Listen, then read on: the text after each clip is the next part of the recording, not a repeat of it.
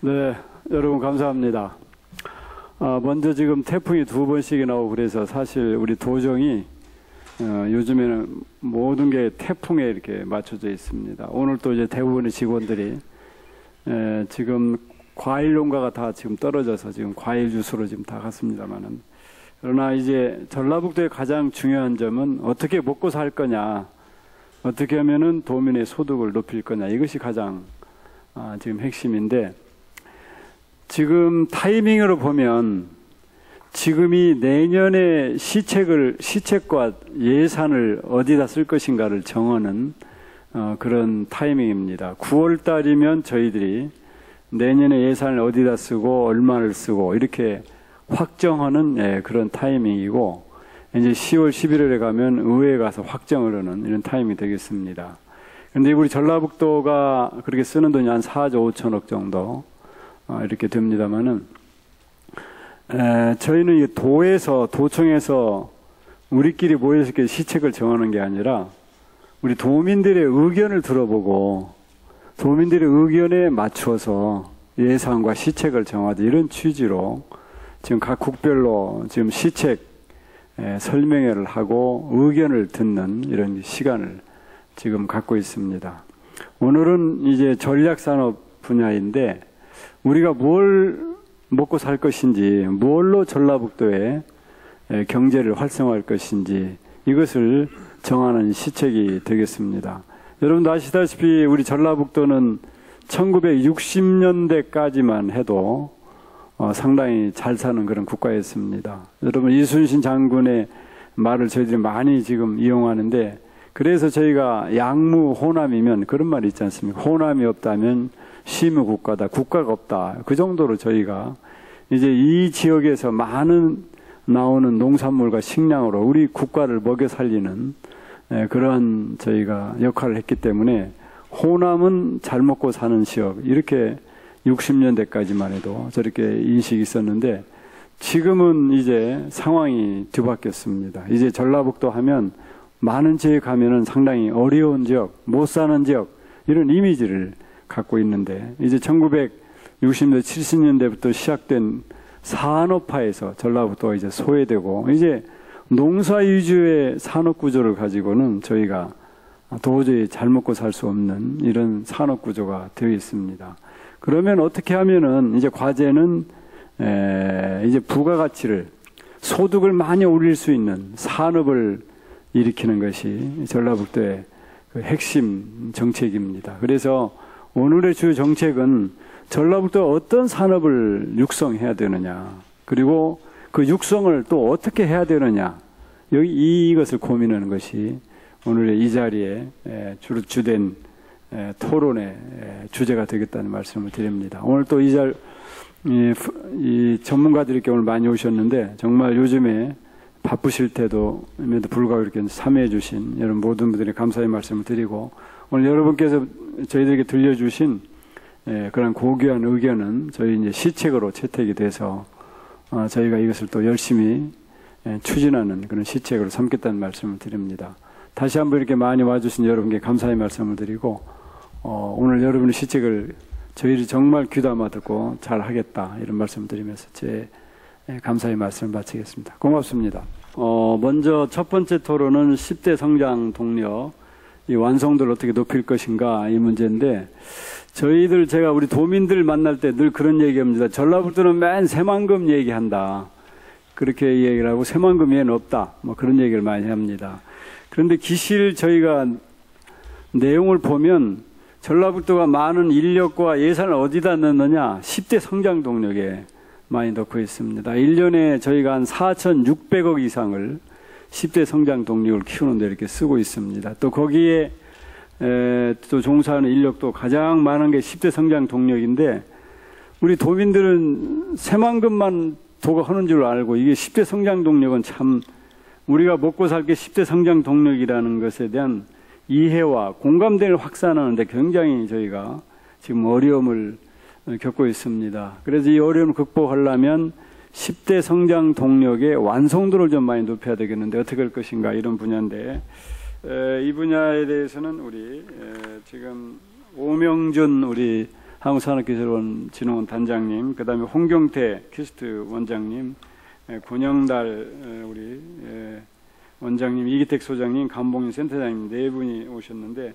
이 네 분께서 한번 그런 문제에 대해서는 의견을 한번 말씀해 주시면 좋겠습니다. 먼저 우리 오명준 단장님부터 한번 말씀해 보시면 어떻겠습니까?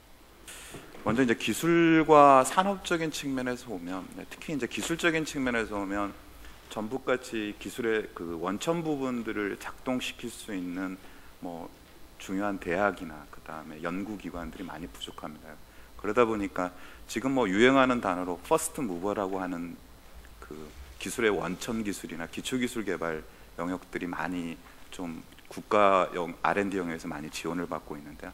그 부분보다는 현재 이 탄수섬이나 현재 뭐 2차 전지나 나노섬 위주로 가고 있는 패스터 팔로우 전략 부분들이 아주 좋다고 보고 있습니다. 그래서 현재 탄수섬이나 나노섬보다 조금 더 실제적으로 실용화가 금방 될 수 있는 기술 더 후단으로 가는 좀 더 위험성을 줄이고 기업의 투자만으로도 훨씬 더 성과들을 도출할 수 있는 그런 부분으로 전북은 좀 더 집중해야 되지 않을까. 그러니까 더 그 실용화 기술 위주로 기술 분야들을 좀 더 집중할 필요성이 있다고 봅니다. 10대 성장 동력 산업적인 측면에서 보면 우리가 너무 지금 보면 산업적 규모를 가지고 있지 못한 그 10대 성장 동력 산업도 있어 보입니다. 그러니까 주력 산업 분야하고 신성장 동력 산업이라는 미래 성장 동력 간의 이런 투자 포트폴리오에 대한 일부 조정이 필요하다고 봅니다. 지금 조금 중앙 단위에서 보기에는 아직은 성공의 그런 가능성이 좀 부족한 부분에 너무 과도한 투자 부분들을 함으로써 실제로 제한된 그 자금들이 일부 이 주력 산업 분야에서 좀 적어질 수 있거든요. 그래서 어떻게 됐건 투자 포트폴리오 측면에서는 주력 산업 분야에 좀 더 많은 투자를 하고 신성장 동력 분야는 시드에 그러니까 싹이 좀 커 나오는 부분들에 따라 그걸 보면서 모니터링하면서 투자 부분들을 조정해가는 역할 부분들이 좀 중요하다고 볼 수 있겠습니다. 자기 지역의 학생들이 자기 지역에 취업할 수 있는 이런 환경을 만들어줘야 되는데요. 이 전북대부터 실제로 죽어간다고 하는 것은 지방에 별로 미래가 없다라는 걸 뜻하고 있는 거거든요. 그러니까 실제로 이런 전북대 공대 졸업생들이 과연 지역기업에 얼마나 취업하는가 이런 지표를 관리하는 것도 중요한 요소 중에 하나라고 볼 수 있겠습니다. 단순 학과 하나하나 육성하기 위해서 센터 하나 만들고 그러는 것보다는 대학의 본질적인 이런 지방대 부분들을 어떻게 육성해 갈 건지 이것도 좀 크게 고민해야 될 것 같고요. 그 다음에 어느덧 저희가 이제 전략산업을 한 10년 정도 육성해 오다 보니까 그 인프라의 현재 장비의 개체 부분이나 장비 운영비 부분들이 계속 이제 아마 피크치로 계속 올라가게 될 겁니다. 이런 부분들이 혁신지원기관들을 유치하거나 설치했을 경우에 위험 부담들이 큰 거거든요. 그러니까 그런 위험 부담들을 일부 위기관리 부분들을 이제 시작해야 될 시점이라고 봅니다. 아마 조금 늦은 측면도 있는데 그런 측면하고 산업 육성 부분의 관계 부분들을 좀 그 매치시키면 좋을 것 같고요. 마지막으로 드리고 싶은 건 그 전북 부분이 전북에도 전주나 그 다음에 익산, 정읍, 그 다음 부안 이런 중심으로 산업들이 이렇게 분산 그 유치되고 있는데요. 이런 부분들은 차기에는 새로운 기술 집적 분야는 뭐 전주에 전체적으로 집중을 한다랄까 좀 집중 전략이 필요합니다. 현재 주력 산업 분야는 어차피 그쪽에 산업단지로 일정 부분 규모화되어 있기 때문에 어쩔 수 없다고 하더라도 R&D적 요소를 가지고 있는 부분들은 일부 집적을 통해 가지고 크게 클러스터할 필요성이 있고요. 10대 성장 동력이라는 부분을 조금 더 선택 집중해갖고 조금 줄일 필요성이 있습니다. 그래서 기술적 분야하고 산업적 육성 분야하고는 조금 더 다른 관점에서 바라봐야 되지 않을까요? 그러면 우리가 꿈꾸는 살기 좋은 지역 만들기가 아니고요. 외부에서 그 살고 싶은 지역으로 충분히 전북이 다시 탄생할 수 있을 거라고 보고 있습니다. 우리 홍 원장님. 사실 미래 시장에는 굉장히 불확실합니다. 이게 언제 어떻게 바뀔지도 모르겠고요. 그 기술적인 또 정책적인 요인이 왔다 갔다 하는데 가장 어려운 것이 시점 예측입니다. 태양광 같으면 3년에 될 것 같다 투자를 했는데 막상 하다 보니까 아니야 5년 후가 될 것 같다. 또는 플러그인카가 뭐 3년 내로 될 것 같다 보니까 아니다 10년 후에 될 것 같다. 이런 식으로 굉장히 변화가 심합니다. 그러다 보니까 시장을 조금 더 빨리 예측하고 기술적 예측을 조금 더 빨리 하는 사람들이 사실은 그 시장을 그냥 확보해버리고 뭐 재산권, 지적재산 가지고 독식하는 그러한 일이 많이 되다 보니까 이 전북 지역도 이쪽에 대한 산업을 좀 더 지원해 주려고 그러면은 그러한 시장 예측 기능을 조금 더 빨리 할 수 있는 그걸 너무 중앙정부에 의지하는 것보다는 이 지역에서 나름대로의 어떤 특화된 분야에서는 나름대로의 기업체의 정보를 줄 수만 있다 그러면은 태양전지가 비록 어렵다 치더라도 남보다 먼저 거기에 대한 대비하는 회사가 나중에 그걸 다 먹게 되어 있습니다. 그래서 그러한 기능이 좀 너무 중앙에만 의지하는 것보다는 이런 지역에서도 같이 가는 게 좋지 않을까. 그리고 이 기업체도 보면은 패스트 팔로우 전략이 있고 아까 말씀드린 그 개척하는 그런 개념이 있는데요. 패스트 팔로우 기능은 사실 현재 지금 시장을 어느 정도 장악하고 있고 많은 생산 기반이 갖춰지는 업체가 취하는 그런 전략이 되고 있습니다.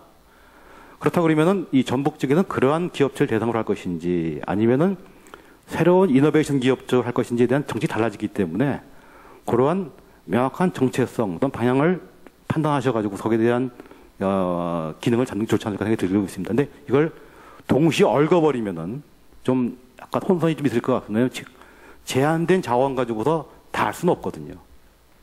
그리고 모든 미래청 예측하신다는 것보다는 특정한 분야, 예를 들어 신재생에너지 같은 경우에는 사실은 옛날에 태양전지 풍력도 중요했습니다만은 현재 지금 와서는 스마트 그리드 연기되는 거하고 대용량 전력증이 아주 중요한 이슈가 되고 있습니다. 그럼 이 두 가지가 연기가 돼야만 이게 같이 커지는 건데, 무가치 커지는 건데, 과연 그쪽에 대한 걸 어떻게 할 것인지, 그냥 풍력, 태양전지만 만들 것인지, 아니면 그걸 갖다가 또 바이오매스 연결시켜가지고서 스마트 그리드 전력 해가지고 이걸 같이 키울 것인지, 이런 거에 대한 좀 전략도 같이 좀 했으면 좋을 것 같고요. 근데 또 한 가지 부족한 게 뭐냐면은 새로운 부품 소재를 한다고 많이 돼 있습니다만은 이 부품 소재가 팔리려면은 새로운 거기 때문에 아직 기준이 없습니다. 거기에 대한 기준, 규격, 특히 신뢰성 문제가 생각합니다. 즉 새로운 제품 소재 개발을 하려면 우리가 무슨 수능 볼 때도 매월 시험을 보고 반복적으로 공부해 나가면서 마지막 수능을 보지 않겠습니까? 근데 그거 한 번도 없이 그냥 막판 한 번 시험 봐서 통과하겠다 그런 것보다는 이 지역에서 끊임없이 시험 평가해 줘서 신뢰성을 계속 올려줘가지고서 마지막에는 드디어 누가 보더라도 멋있는 그런 걸 하려면은 아무래도 그런 데 그 기관이 이 내에 있어야 됩니다. 기업체 내에. 근데 현재 지금 많은 기업체는 연구했고 R&D 했지만은 과연 그런 기능에 대한 체계적인 접근이 있겠느냐. 그러니까 기업체가 왔을 때 뭔가 전북도에 왔을 때 좋은 점이 있어야 될 것 같습니다. 부지가 있고 뭐 세제 혜택도 있습니다만은 아까 말씀드린 것처럼 기업체가 어려운 예측 기능, 시장 예측 기능 또는 이런 실험 인증 및 신뢰성 관련된 기능들 여기 있어야 될 것 같고요. 그리고 마지막으로 뭐냐면 저희들이 앞으로의 가장 중요한 게 여러 가지 그 사업 중에 우수 인력 이슈가 가장 중요합니다. 지역도 같이 발전하면서 우수 연구 인력이 또는 우수 전문 인력이 와가지고서 정주할 수 있는 그러한 여건을 같이 만들어줌으로써 우수 연구 인력뿐만 아니라 이 지역 주민도 같이 좀 볼 수 있는 그러한 종합적인 어떤 단지 계획도 좀 있어준다 그러면은 아마도 많은 인력들이 이 정착할 수 있지 않을까 그런 생각을 갖고 있습니다. 권영달 위원장님. 자동차 산업 육성 전략에 대해서 한 세 가지를 간단히 말씀을 드리겠습니다. 자동차 기업의 R&D 역량 강화 등 그 내부 경쟁력을 더욱 견고히 해야 되겠으며, 둘째, FTA를 적극 활용하도록 수출 전략형 제품 개발을 지원하고, 셋째, 기술적 사회적 니즈에 부응하도록 고부가가치의 전장산업 육성과 새로운 분야를 발굴 확대하는 것입니다. 그 다음은 우리 LSM 트론 연구소장님, 이기택 소장님. 협력업체가 이제 지금 뿌리 산업이라고 하면 뭐 주조, 단조, 일처리 이런 부분입니다만은 그 외에도 여러 분야에서 좀 원활하게 수급이 될 수 있으면 좋겠습니다. 이 뿌리 산업 육성도 굉장히 중요한데 하나 이제 제안으로서 뿌리 산업이 더 육성이 되기 위해서는 제가 생각하기에는 어떤 중견 기업들이 큰 중견 기업들이 중간에 좀 들어와 있어야 된다고 생각이 됩니다. 예, 이제 또 다른 축으로서는 이제 결국은 기술력, R&D 쪽의 기술력이 지금 저희들이 굉장히 지금 필요한 시점입니다. 근데 첫 번째가 전북 지역에 취약한 것이 이제 인력입니다. 저희들이 뭐 그동안 인력 수급을 위해서 저도 많이 뛰어다니고 해봤는데 소위 말하는 서울의 우수 인재들을 유치하기 위해서 다녀보기도 하고 결국은 그 지역적인 문제 때문에 내려오지를 않고 그런 경우가 많이 있었습니다. 최근에 이제 전북도에서 그 취업 연계 특성화 사업을 하시는데 그 부분은 굉장히 저는 긍정적으로 보고 있고 또 이제 입사를 지금 확정이 된 사람이 이제 정해졌습니다만은 그 과정에서는 상당히 좀 유연하게 앞으로 진행이 돼야 되지 않겠느냐, 좀 획일된 그런 정책으로 가지고는 좀 제한이 있겠다라고 생각되는데, 예를 들면은 어떤 인원수를 정해놓고 뭐 대학원에 3명 이렇게 정했다고 치더라도 기업에서 매년 그 석사 출신을 3명씩 뽑아가는 건 굉장히 어려울 겁니다. 그럼 그 매년 좀 유연하게 그때그때 상황에 맞게 대학원과 학부를 이렇게 번갈아 한다든지, 그리고 기업의 어떤 니즈에 맞게 유연하게 좀 진행이 됐으면 하면 더욱더 발전이 되지 않을까 생각이 됩니다. 그렇죠.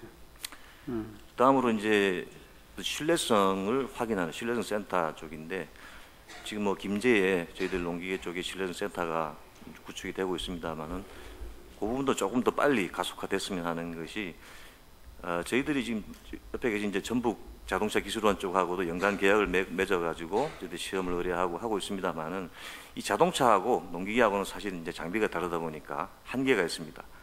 그런 농기계에 맞는 그런 이제 시험 설비라든지 이런 부분들이 빨리 좀 갖춰져야 되는 것이, 이 기업에서 그런 시험 설비들 다 가져가기에는 경영에 너무 부담이 되기 때문에 공간이나 이런 부분에 지금 글로벌로 가기 위해서는 지금 그러한 그 부품의 품질, 제품의 품질 이런 부분이 굉장히 중요한데, 이 부분에 대한 신뢰성을 빨리 좀 확보할 수 있는 인프라가 구축이 돼야 되겠습니다. 더불어서 이제 앞으로는 이 전북이 농업의 농기계 산업의 메카가 되기를 저는 아주 희망을 하고 있는데, 그런 부분이 되기 위해서는 진짜 R&D 정말 실질적으로 유용한 그 R&D 센터가 구축이 돼준다면은 상당히 도움이 될 것 같습니다. 이 부분은 여러 가지가 얽혀 있습니다. 인재를 확보하는 부분하고 된 게 있고 여러 가지인데, 그런 R&D 센터가 이제 만들어지더라도 결국은 인력을 확보하는 것이 상당히 어려울 것입니다.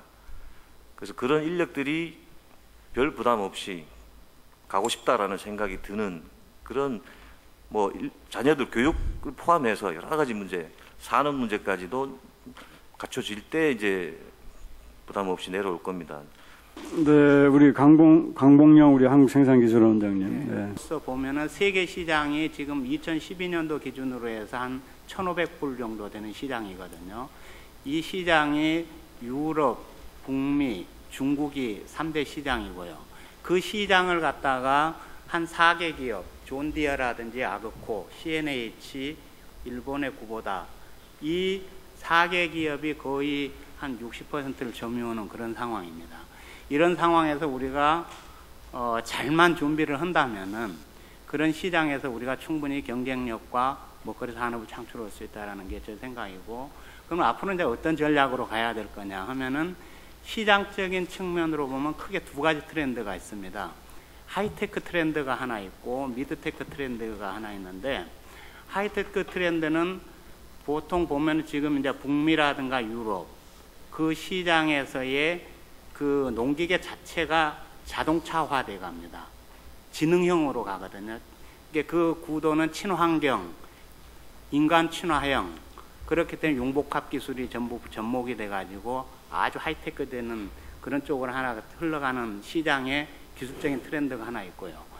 그 다음에 신흥 시장으로 부각이 되고 있는 것이 브릭스하고 아센 지역입니다. 이런 중국을 포함해서 브릭스 아센 지역에서는 미드테크 시장이거든요.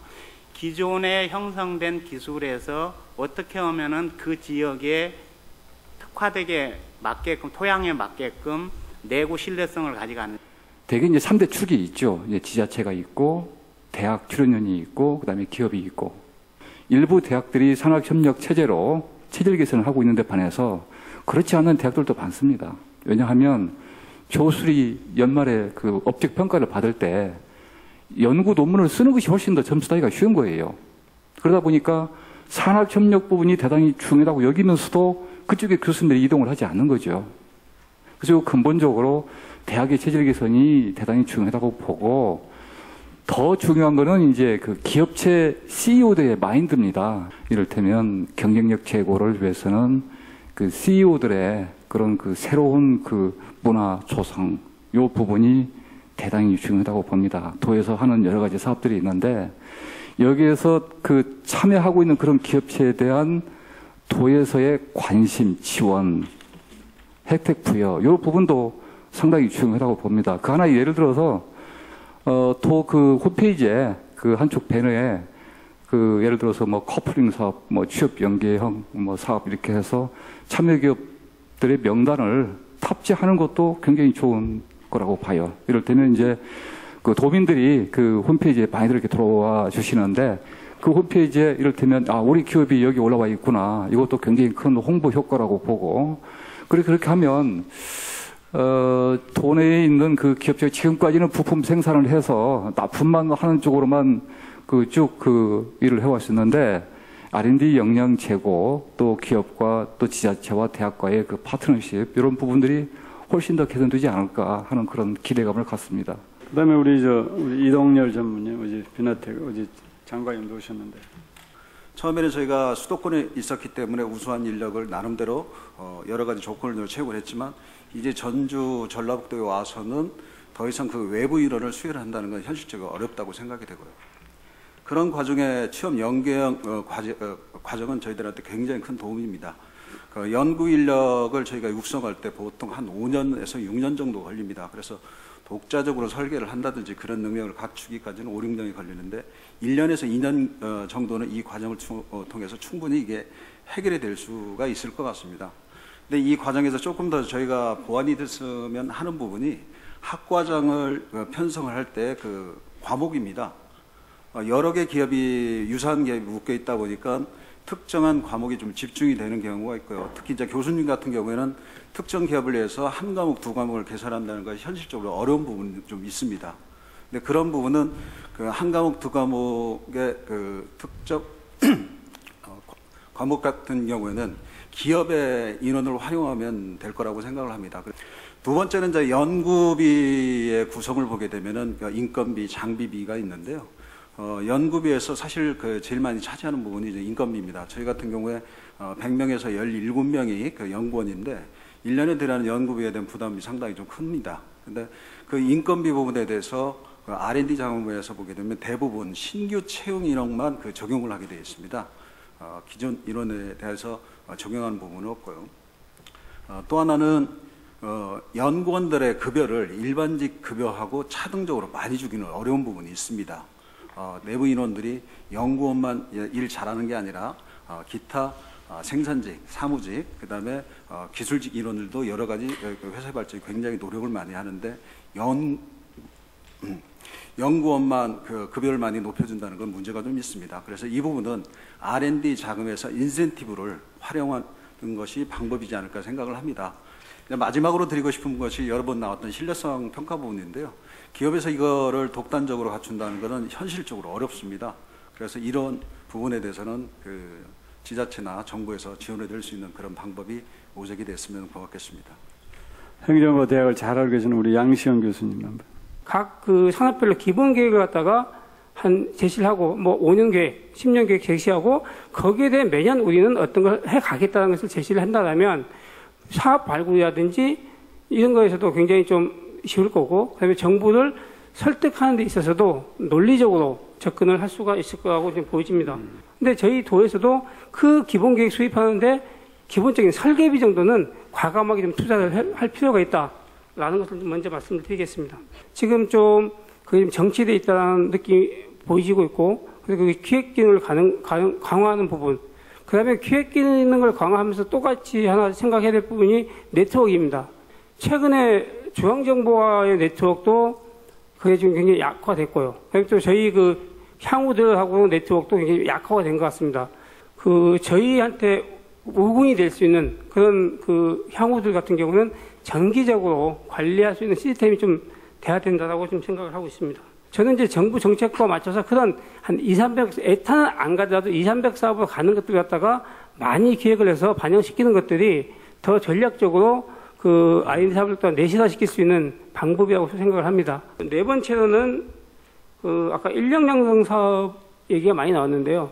인력 양성 단계에서부터 대학과 연구소가 같이 가서 그 일정 부분은 학교에서 수업을 하고 일정 부분은 연구소에 가서 이제 인력을 갖다 실습 겸하는 연구 경험을 할 수 있는 시스템을 만들어 지금 제안을 하고 있습니다. 네, 그다음에 우리 테크노파크 김선홍 단장. 네. 우리 중소기업들은 어떻게 되냐? 사실 우리 중소기업들은 그런 것들을 찾거나 그런 것들을 활용하기에 상당히 먼 거리에 있습니다. 기껏해야 기술 인력이 한두 명 또는 전체 인력이 20명 내외 정도의 인력을 갖고 이런 수요에 맞는 기술 개발을 어떻게 할 건가에 대한 고민들은 사실은 쉽지는 않습니다. 그래서 이런 것들을 좀 해결해주는 장치들이 있는데 이게 이제 당신이 만든 제품은 새로운 기술이고 상당히 그 기술력이 그 안정성도 있고 쓸 수 있다.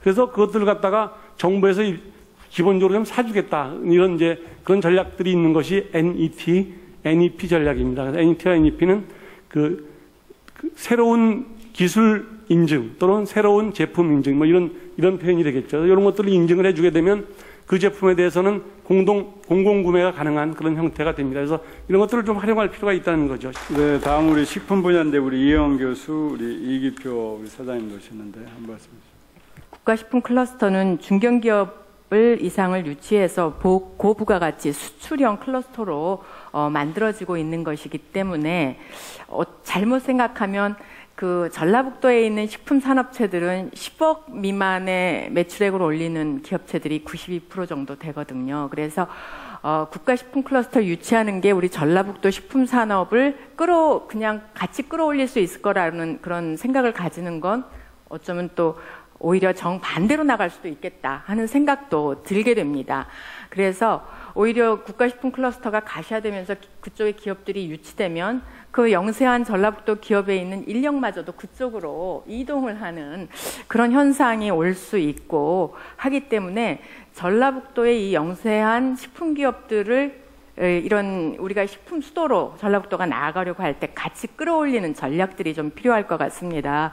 그 도내의 산재에 있는 지역 식품 클러스터라든지 농생명 혁신도시, 새만금 농업용지, 시드밸리 같은 연관된 농식품 산업 인프라를 연계해서 벨트화할 수 있는 그런 계획이 당연히 들어오리라고 생각은 하지만 그런 것들을 아마 그 계획을 세우시는 전문가들이 각 분야에서 오시다 보면 자기 쪽만 보고 이렇게 계획을 세워서 이 종합되는 기획을 만들기 어려우니까 그 컨트롤 타워를 할 수 있는 게 도내의 차세대 식품과에 좀 주관을 가지고 컨트롤 타워가 돼서 좀 같이 그것들을 연계할 수 있는 방안을 꼭 좀 마련을 해주시면 좋겠다 하는 거고요. 그리고 이제 또 하나는 이제 외식 산업인데요. 전라북도는 잘 아시다시피 옛날부터 맛의 고장이라고 불리고 있고 얼마 전 지난 5월달에는 전주시가 유네스코 등재 음식 창의 도시로 등재가 될 만큼 명성을 가지고 있긴 합니다. 또한 국제 한식 조리 학교가 이제 오픈을 했고요. 그 매스미디어를 이용한 그런 그 품격 있는 이런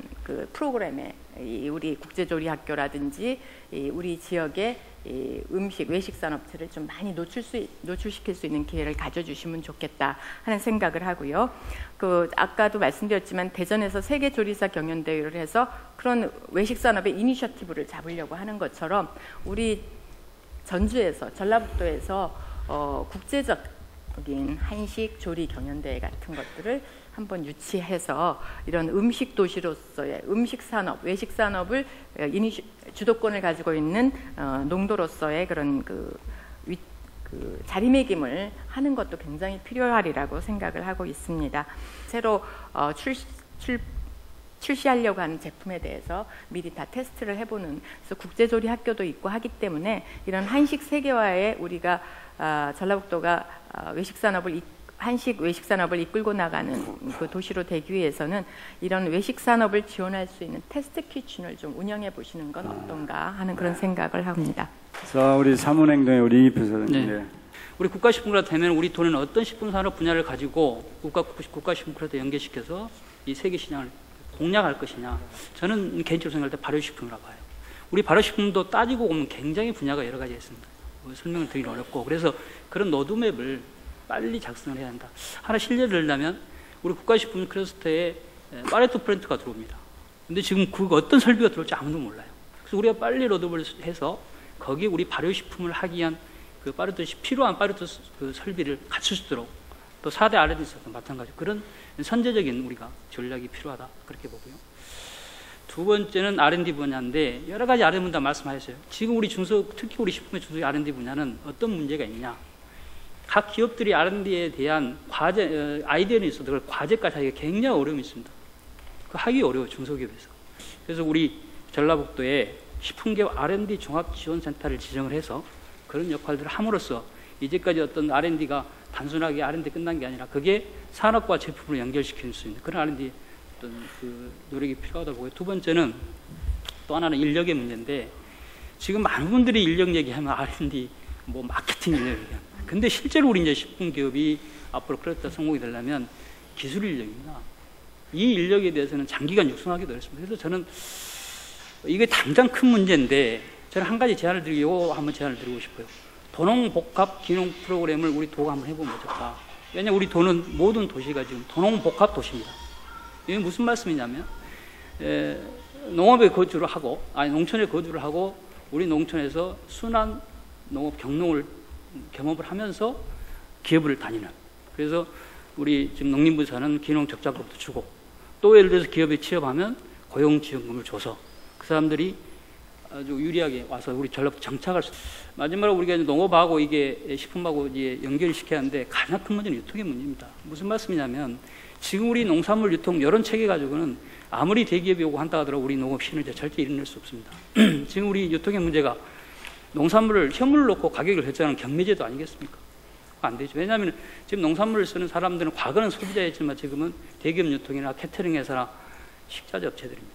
그래서 이게 좋은 사례가 있는데 독일의 그 라이안트 빨류주라는 그 농업회의소에 가면 그건 어떻게 되어 있냐면 사전 정자 경매 농업 집저가 센터가 되어 있습니다. 그래서 농가들이 농산물을 재배하면 수확 전 경매 통해서 그게 확정이 되면 거기에서 그 포장 규모랄지 포장의 규격이랄지 필요하면 전처리까지 그래서 콜드 체인까지 냉장 저장까지 그래서 그 유통회사나 캐터링회사 거기서 바로바로 농산물을 빼가는 그런 시스템으로 되어 있습니다. 그래서 우리 도가 그런 선도적으로 우리 국가 그 10%를 시발로 해서 그 농산물에 대한 혁신적 유통 그 센터를 한번 제안해서 하신 게 어떨까?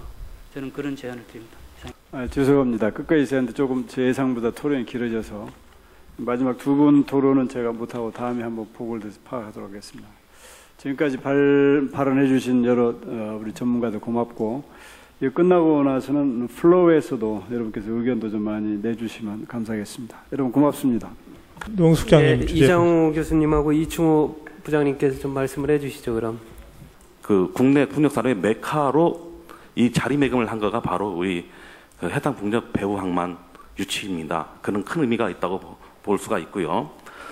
그래서 이제 앞으로 이러한 좋은 우리가 이러한 그런 이제 했으니까 그 전에 또 우리가 2, 3년 전에 이미 추진하고 있는 새만금 풍력산업 클러스터 조성 사업을 우리가 추진하고 있습니다. 이거와 연관되어서 기업 유치를 풍력 기업 유치를 본격적으로 추진해야 된다. 그래서 전담팀 구성이 필요하다 이렇게 생각합니다. 이 전담팀에는 산학 연관이 다 모이는 그래서 전방위적으로 활동할 수 있는 그 전담팀을 기업 유치 전담팀을 제안드립니다. 이게 첫 번째입니다. 두 번째는 인력 양성 말씀드리겠습니다. 그 적기에 기업용으로 적게 납품을 해야 물건을 잘 만들어서 비용 손실을 줄일 수가 있는데 인력 양성은 시간이 길게 걸립니다. 그래서 산업이 딱 클 때 적게 맞추려면 이미 2, 3년 전에 인력 양성 사업을 해야 된다는 거죠. 다행히 이제 우리 풍력 산업 관련돼서는 3, 4년 전부터 군산대학교, 전북대학교 인력 양성 사업을 시작을 했습니다. 그래서 풍력에 관련돼서는 전국 규모로 봤을 때 인력 양성 사업의 60, 70%를 우리 도가 하고 있습니다. 그래서 우리 도에 들어오는 기업들한테 적기에 인력을 제공할 수가 있습니다. 그런데 이제 이 지원 항만 문제입니다. 지원 항만은 분명한 물류의 거점입니다. 하지만 유지 보수의 거점이기도 합니다. 해상 풍력 발전단지가 건설이 되고 나면 그 이후에 유지 보수를 할 수 있는 거점이 바로 지원 항만인 것입니다. 그래서 외국의 사례를 보면 이 지원 항만 안에 바로 유지 보수 인력 양성 센터가 들어가게 돼 있고 그걸 잘 활용하고 있습니다. 그래서 저는 앞으로 2, 3년을 내다보고 유지 보수에 관련된 해상 풍력 11조의 이 마켓인데요. 거기에 들어가는 인력이라든지 유지 보수는 어마어마한 양을 가지고 있습니다. 그래서 그 우리 도에서 이제 유지보수 해상풍력 O&M 유지보수 인력 양성 사업을 시작할 필요가 있다. 우리 도에서 단독으로 하는 것보다는 해상풍력, 한전 SPC, 그 다음에 관련된 부품 기업들과 콘소시엄으로 그 유지보수 인력 양성을 시작하고요. 당연히 지원 항만 내 실습 교육관들 지원센터가 만들어져야 되겠고요. 또한 우리는 아주 중요한 옵션이 하나 더 있는데 바로 산업단지 융합 캠퍼스입니다. 바로 인근에 우리 산업단지 융합 캠퍼스에 대한 옵션을 가지고 있기 때문에 이 옵션을 연결을 하면 우리는 동아시아 혹은 이 그 중국 시장과 기타 여러 지역과의 이 O&M 인력 양성으로만으로도 브랜드화할 수 있는 그런 하나의 상품을 만들 수가 있습니다. 우선 최우선 과제로 새만금 풍력 시범단지를 하루빨리 조성을 해서 해상풍력 지원 항만과 투톱으로 새만금 랜드마크화하는 것입니다. 두 번째로 이 풍력 부문에 대한 융복합 기술에 대해서 잠시 의견을 말씀드리겠습니다. 인터넷 기술하고 재생에너지 기술이 융합이 되면 소위 3차 산업혁명이 기대된다고 봅니다. 무슨 말씀이냐면 연관된 산업과 이 수평적 관계를 통해서 수백만 일자리가 창출이 됩니다. 이것은 지역별 특성을 살려서 경제, 사회, 문화, 교육 부문에 커다란 변화가 일어난다는 것입니다. 에너지 기술과 제조 기술이 융합이 되면 종합산업인 풍력, 조류력, 조력 산업이 발전될 것입니다. 끝으로 이 풍력 산업의 융합 기술은 저희 도내 산학, 관의 유기적인 협력으로 해서 시장 우위의 제품과 그리고 유능한 유지 보수 인력 양성이라는 결과물을 단계적으로 만들어 나갈 수 있도록 하여 주시기 바랍니다. 감사합니다. 이상 지금 여기 토론자분들의 그 말씀을 지금 다 들었고요. 그 다음에 이거는 이제 우리가 2013년도 그 신규 시책을 그 결정하는데 곧 있으면 한 10월, 11월 되면 이제 결정이 될 겁니다. 그때 충분히 반영토록 하겠고요. 혹시 그 플로어에서 지금 계신 분들 중에 지금 뭐 아이디어나 이렇게 그 발언하실 것 분들이 계시면 말씀을 해주시죠. 예.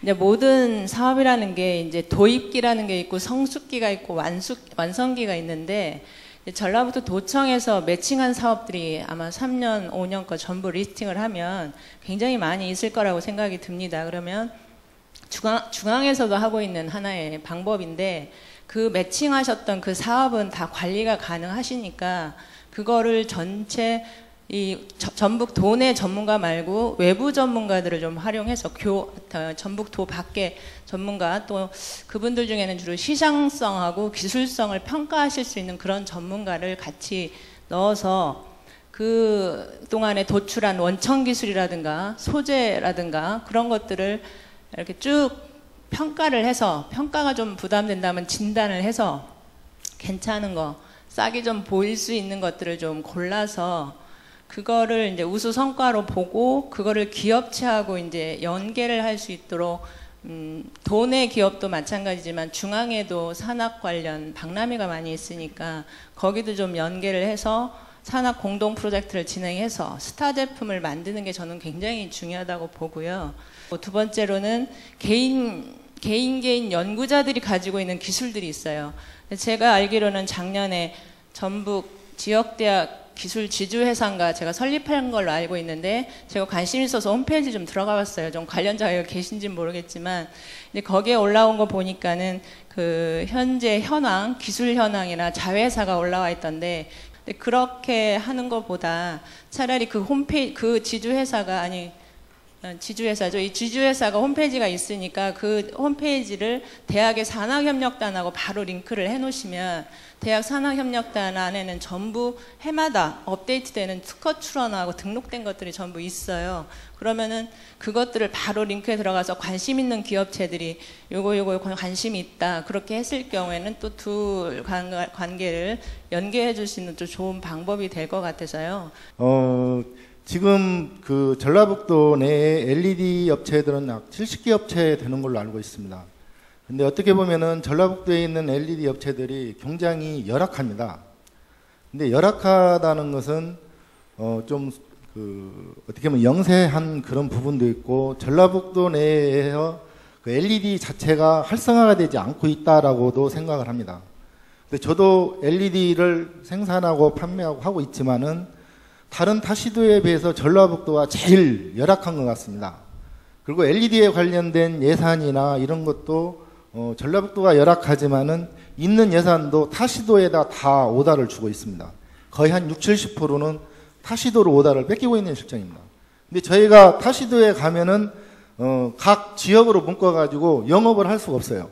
근데 전라북도에서는 전라북도에서 타시도로 뺏기고 타시도 가면 타시도 가서도 그 지역업체가 아니니까 실상 일을 못하고 있는 실정입니다.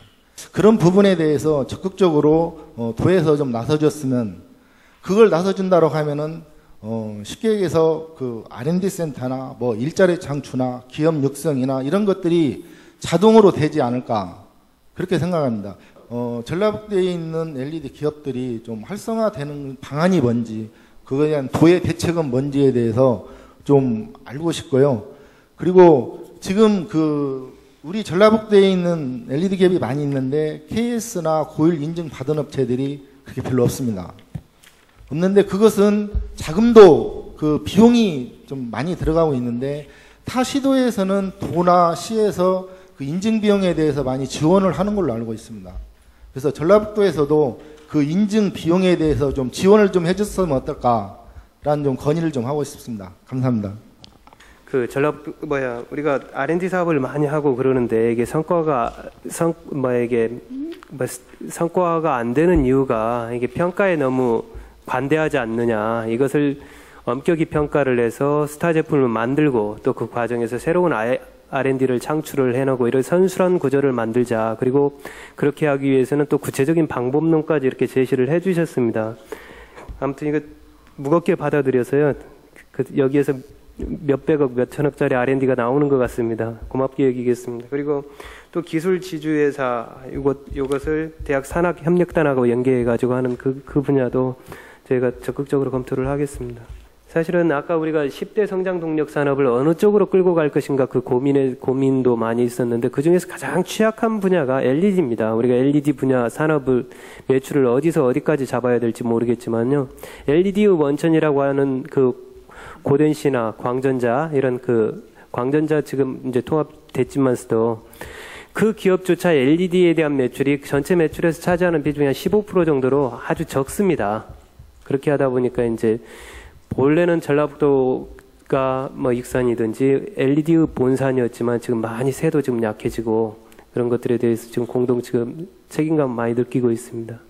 아까 이제 우리 TP 김선홍 담장님께서 지금 말씀을 하셨는데요.